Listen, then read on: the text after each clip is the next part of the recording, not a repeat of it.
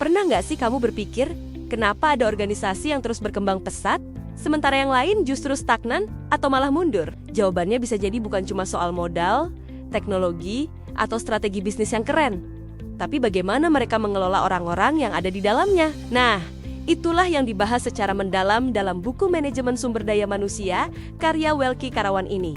Buku ini ngebawa kita buat lebih paham bahwa manusia bukan cuma sekadar tenaga kerja, tapi aset utama yang menentukan arah dan masa depan organisasi.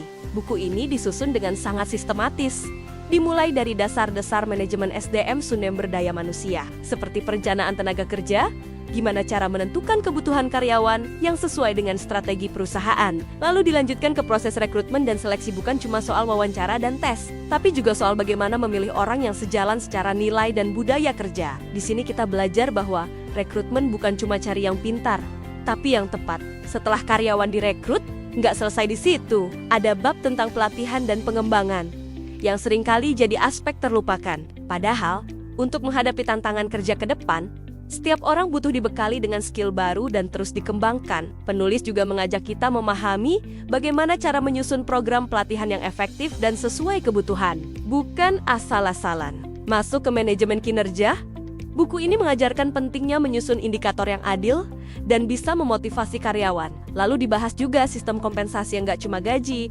tapi juga insentif dan benefit lainnya yang bisa memicu semangat kerja. Penulis dengan jelas menunjukkan bagaimana hubungan antara penghargaan yang adil dengan loyalitas serta produktivitas tim.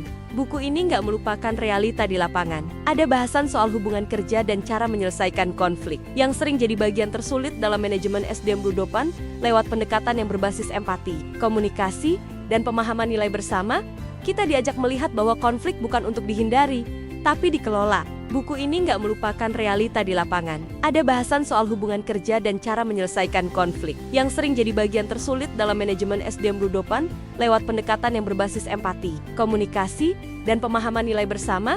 Kita diajak melihat bahwa konflik bukan untuk dihindari, tapi dikelola. Yang bikin buku ini makin relevan, ada juga pembahasan isu-isu kekinian, seperti digitalisasi proses HR, pemimpin berbasis kompetensi, dan bagaimana menghadapi perubahan organisasi yang begitu cepat. Jadi bukan cuma bahas konsep, tapi juga tantangan nyata di dunia kerja hari ini. Buku ini benar-benar terasa aplikatif.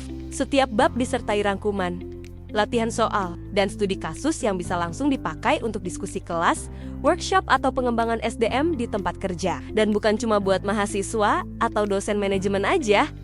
Buku ini juga cocok buat para praktisi HR, trainer, atau siapapun yang tertarik ngembangin strategi pengelolaan SDM daya manusia yang lebih manusiawi dan berdampak jangka panjang.